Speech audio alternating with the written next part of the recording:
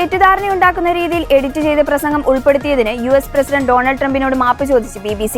എന്നാൽ അപകീർത്തി കേസിന് അടിസ്ഥാനമില്ലെന്ന് പറഞ്ഞ ട്രംപിന്റെ നഷ്ടപരിഹാര ആവശ്യം BBC തള്ളി.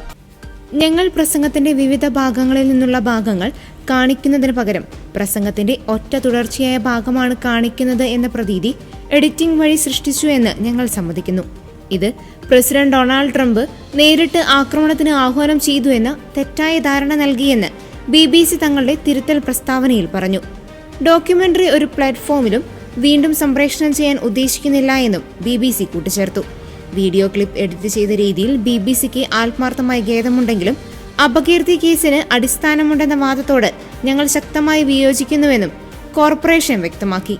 BBCക്കെതിരെ US പ്രസിഡന്റ് ഡൊണാൾഡ് ട്രംപ് ഇതുവരെ കേസ് ഫയൽ ചെയ്തിട്ടില്ലെന്ന് അദ്ദേഹത്തിന്റെ നിയമോപദേശകർ വ്യാഴാഴ്ച അറിയിച്ചു. നേരത്തെ വൈറ്റ് ഹൌസ് ഉന്നയിച്ച വാദത്തെ തള്ളിക്കൊണ്ടാണ് അഭിഭാഷകർ ഇക്കാര്യം അറിയിച്ചത്.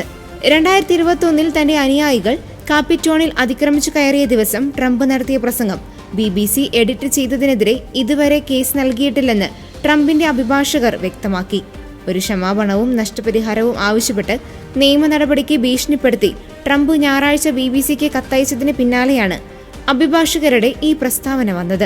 ട്രംപിന്റെ പുറത്തുള്ള നിയമോപദേശകർ ഇതിനകം കേസ് ഫയൽ ചെയ്തുവെന്ന് വൈറ്റ് ഹൌസ് വക്താവ് കരേലിൻ ലീവിറ്റ് മാധ്യമപ്രവർത്തകരോട് പറഞ്ഞിരുന്നു. എന്നാൽ ഇതിനെക്കുറിച്ച് കൂടുതൽ സ്ഥിരീകരണം തേടിയുള്ള ചോദ്യങ്ങൾക്ക് വൈറ്റ് ഹൌസ് പ്രതികരിച്ചില്ല. BBCക്ക് കത്തിന് മറുപടി നൽകാൻ നവംബർ 14 വരെ സമയം നൽകിയിട്ടുണ്ടെന്നും ട്രംപിന്റെ നിയമസംഘത്തിലെ വക്താവ് പറഞ്ഞിരുന്നു.